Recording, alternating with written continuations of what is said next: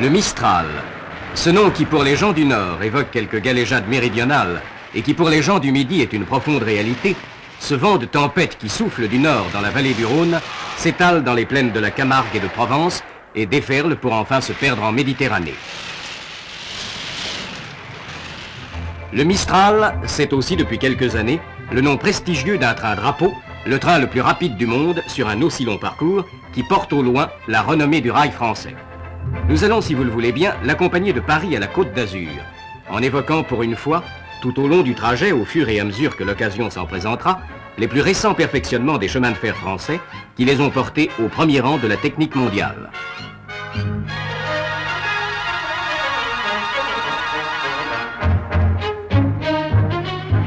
Paris, gare de Lyon. L'ambiance classique est toujours nouvelle des départs. Buffets, journaux, porteurs, et le train qui attend, nous invitant au voyage.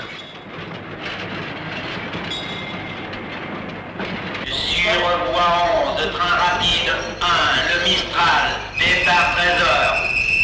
Mesdames, mesdemoiselles, messieurs, nous vous souhaitons un bon voyage. Attention au départ. C'est l'heure. Sans bruit, en souplesse, la CC 7104, forte de ses 4000 chevaux, démarre les 700 tonnes de son train.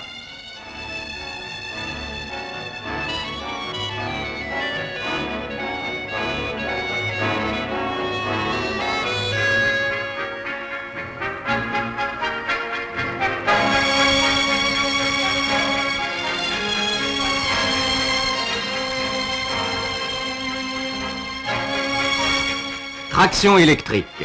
Par le simple contact des pantographes sur la caténaire, toute l'énergie nécessaire est transmise aux organes de la locomotive.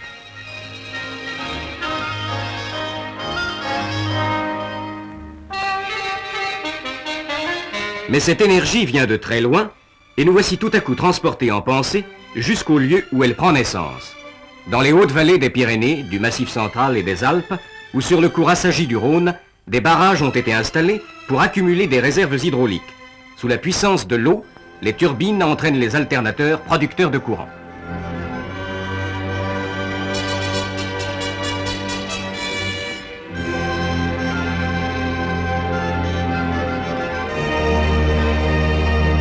Dans d'autres régions de France, ce sont des usines thermiques qui brûlent du charbon de qualité médiocre.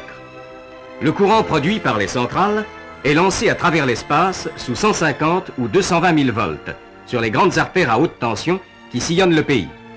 Abaissé à 60 000 volts alternatifs, il se trouve diffusé jusqu'aux sous-stations du chemin de fer qui les transforment en courant continu à 1500 volts pour être envoyé dans la caténaire.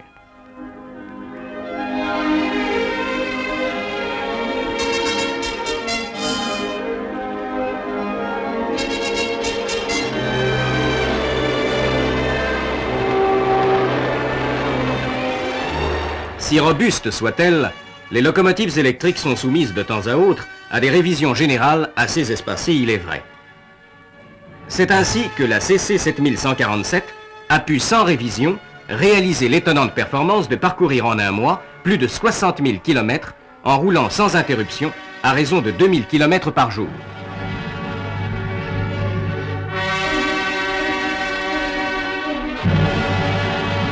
Pendant que nous rêvons, notre train a maintenant atteint sa vitesse de marche, 140 km à l'heure.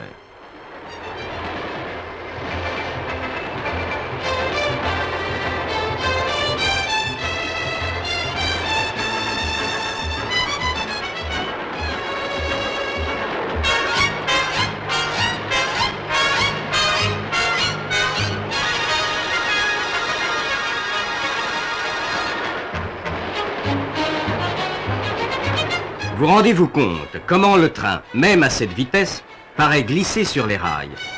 C'est grâce à cette douceur de roulement caractéristique de la voie française que les étrangers nous envient. Elle est due surtout à une méthode d'entretien qui est née en France, où elle a fait ses preuves depuis plus de 20 ans, le soufflage mesuré.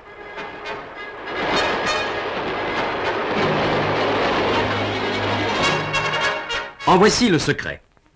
Avec des instruments appropriés, les cantonniers mesurent d'abord les défauts de la voie. Celle-ci, sous la fatigue qu'elle supporte au passage des trains et sous l'action des intempéries, subit à la longue des déformations qui, en s'aggravant, pourraient nuire au confort et devenir dangereuses.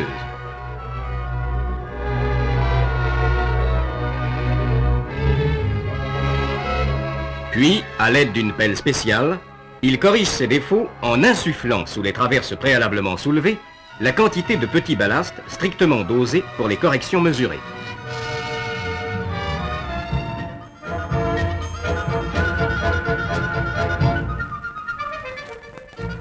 La voie reposée, le train fait le reste et en assure lui-même la compression.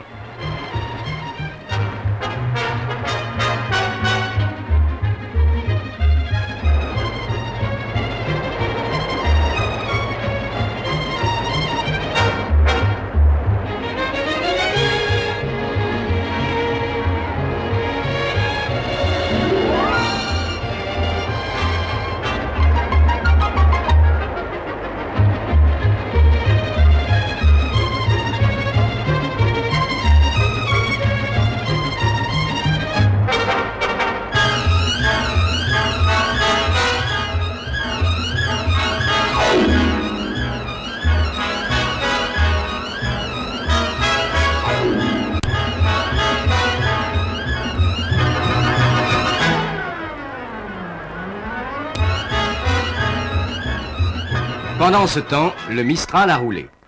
Nous atteignons Montereau. Voyez en passant ce petit poste d'aiguillage d'aspect si modeste. Eh bien, c'est l'un des plus modernes du monde, du type tout relais.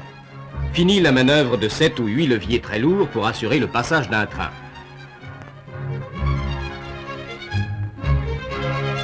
La simple pression d'un doigt suffit maintenant pour que sur le terrain, les aiguilles se déplacent, doucement manœuvrées par des moteurs électriques. L'itinéraire tracé apparaît sur le tableau de contrôle lumineux. On peut même, avant que le train n'ait franchi l'itinéraire tracé pour lui, en préparer un second en l'enregistrant.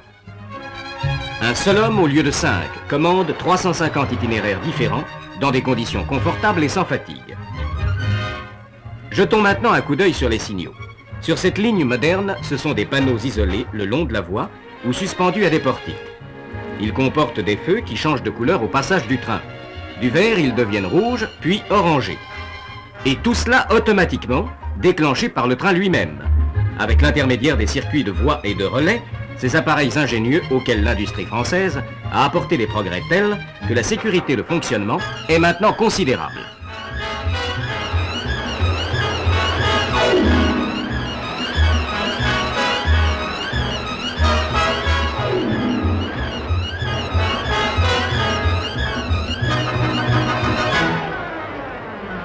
Sans ralentir, nous traversons la gare de La Roche-Migène.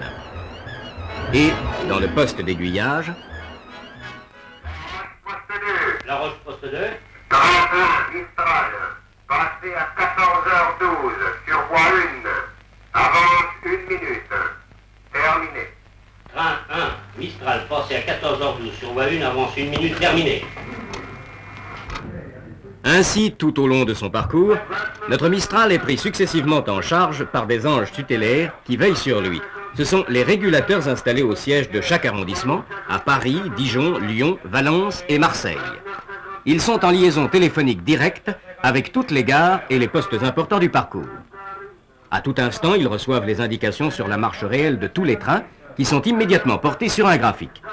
Comme un chef d'orchestre devant sa partition, le régulateur rythme et harmonise la marche des convois, intervient pour prévoir les retards et les éviter, et prend les mesures de première urgence en cas d'incident.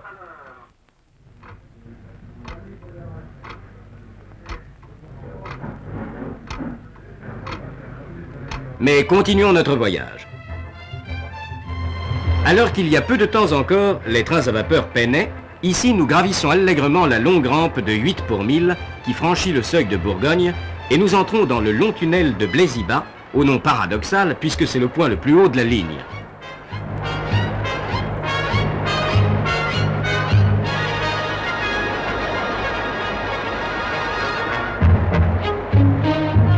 En retrouvant la lumière du jour, une nouveauté spectaculaire nous attend. Nous dépassons un train circulant dans le même sens que nous, et il n'y a que 2 voies. Oui, mais celles-ci ont été banalisées jusqu'à Dijon, et toutes les aiguilles et signaux sont commandés à distance depuis un poste central situé dans cette gare. Un seul agent a la possibilité de jouer au train en les faisant passer à volonté selon les besoins, d'une voie sur l'autre et dans les deux sens, entre deux gares quelconques. Tout cela se passe avec la sécurité la plus absolue, toute erreur humaine étant refusée par le mécanisme électrique automatique. Le débit de la ligne se trouve ainsi considérablement augmenté et les retards peuvent être facilement rattrapés.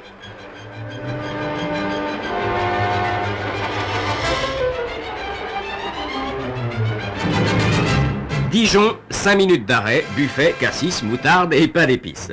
Soyons sérieux. Ici, on trouve un des postes de commande centralisés des sous-stations de traction.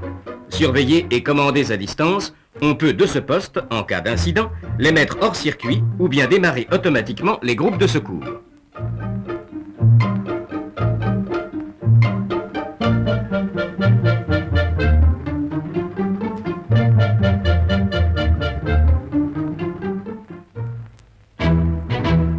Mais nous sommes repartis.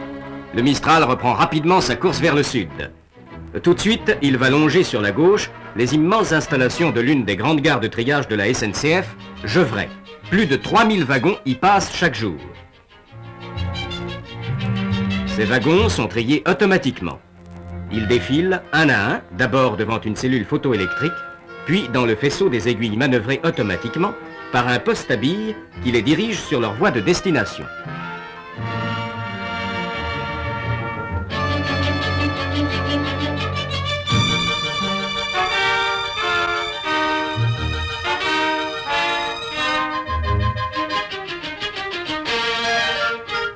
Plus ou moins ralentis dans leur course par de puissants freins de voie manœuvrés à distance par un seul agent, petit à petit les wagons vont doucement former de nouveaux trains. Tous les grands triages sont équipés de cette façon, mais c'est à Villeneuve-Saint-Georges que tous les records furent battus avec plus de 4500 wagons dans la même journée.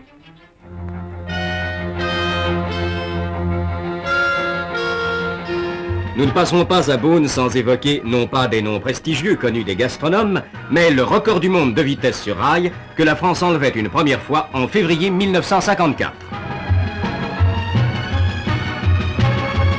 Un an après, en mars 1955, la SNCF améliorait ce record d'une façon prodigieuse en réalisant sur la ligne Bordeaux-Dax la vitesse incroyable de 331 km à l'heure.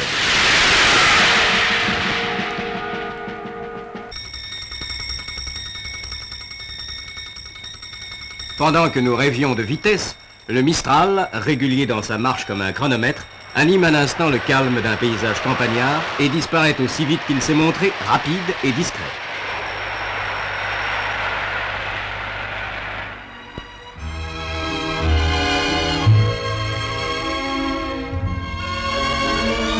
Nous allons passer en vitesse à Mâcon. Cependant, nous allons toujours par la pensée y rester un instant. Complètement détruite pendant la guerre, cette gare, maintenant reconstruite avec des installations claires, spacieuses et confortables, a vu, avec l'électrification, augmenter son importance. C'est d'ici que se détache le nouveau faisceau de lignes électriques vers la Suisse, la Savoie et l'Italie.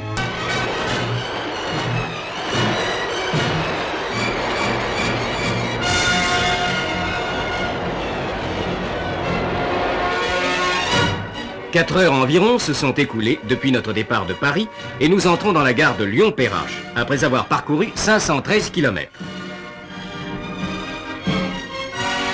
Toujours curieux, nos regards se portent sur un train automoteur d'aspect très engageant. C'est une des rames RGP, c'est-à-dire à grand parcours, dont la première est sortie des ateliers dans le courant de 1954. Celle-ci assure le parcours difficile et accidenté, mais très pittoresque, de la ligne de Lyon à Bordeaux, à une vitesse moyenne assez élevée et avec un confort jusqu'ici inégalé dans ce type de véhicule.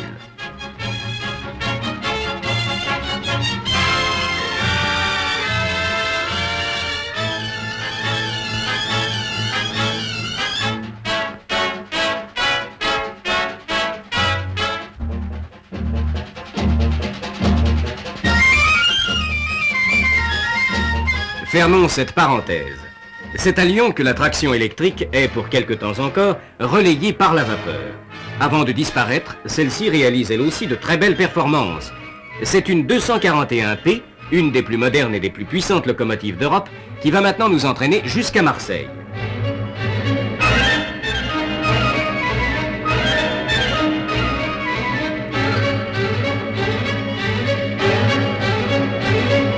Mais quelle est donc sur la droite cette grande bâtisse en béton, immense comme une cathédrale?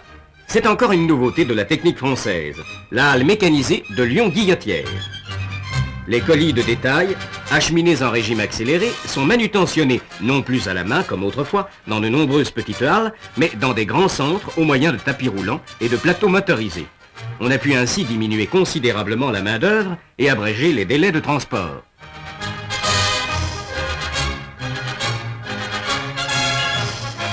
Chargés de colis, les plateaux, remorqués par des petits tracteurs électriques rapides, circulent inlassablement en tous sens. On dirait un invraisemblable carrousel.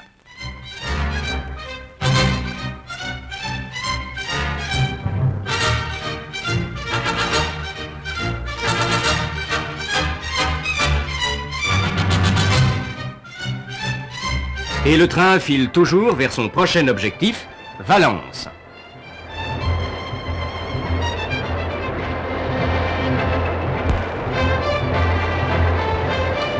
Pardon, monsieur.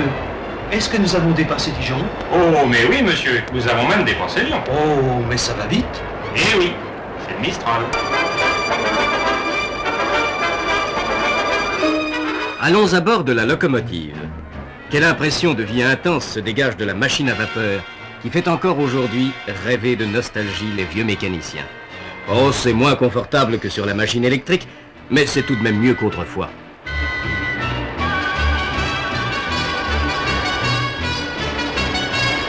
Fini l'appel. Grâce au stocker, le chauffeur installé devant des manettes règle à son gré l'alimentation de son feu. Le charbon, amené par une vis sans fin, est projeté dans le foyer par des jets de vapeur.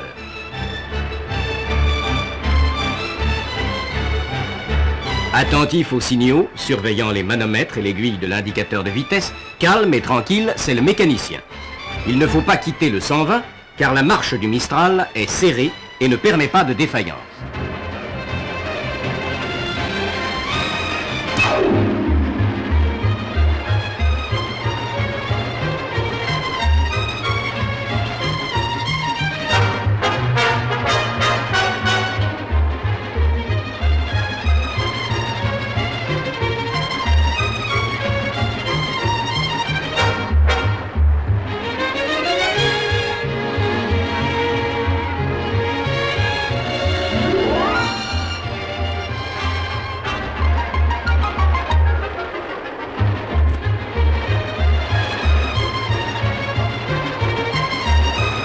Et nous arrivons dans la cité des papes, dont le célèbre pont est immortalisé par une ronde enfantine.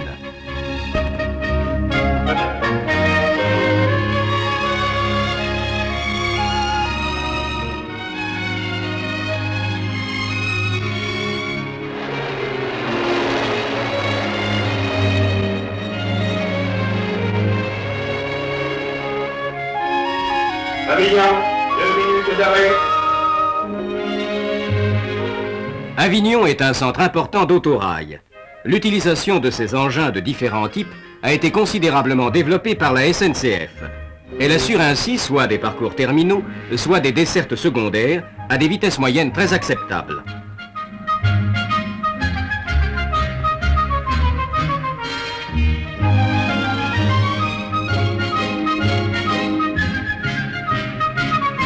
Reprenant sa course, le Mistral fonce vers le sud.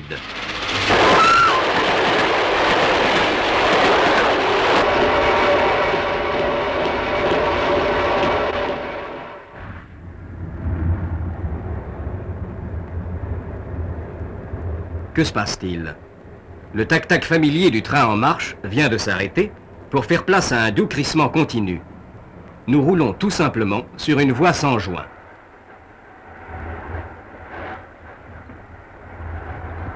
Voilà encore un des progrès sensationnels réalisés par la SNCF.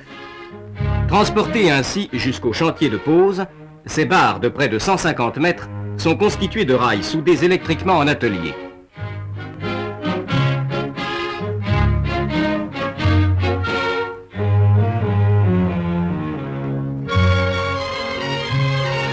Arrivés sur le chantier, on les fait glisser à terre, suivant une technique simple et maintenant bien au point. Avec ces éléments, on constitue des longues barres de 800 mètres par soudure aluminothermique.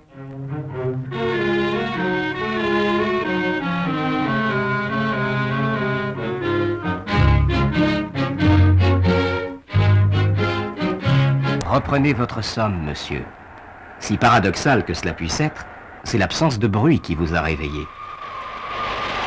Encore quelques kilomètres et ce sera l'arrivée dans la grande cité phocéenne, la porte ouverte sur l'Orient, Marseille.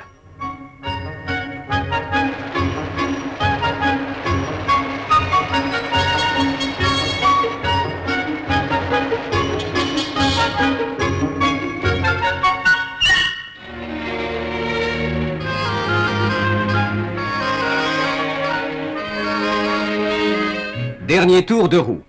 Arrêt. 8 heures à peine se sont écoulées depuis notre départ de Paris. Les nouvelles installations de la gare Saint-Charles, mises à la disposition du public pour son service et son confort, accueillent les voyageurs dans un cadre clair et gai, digne de la grande cité méridionale.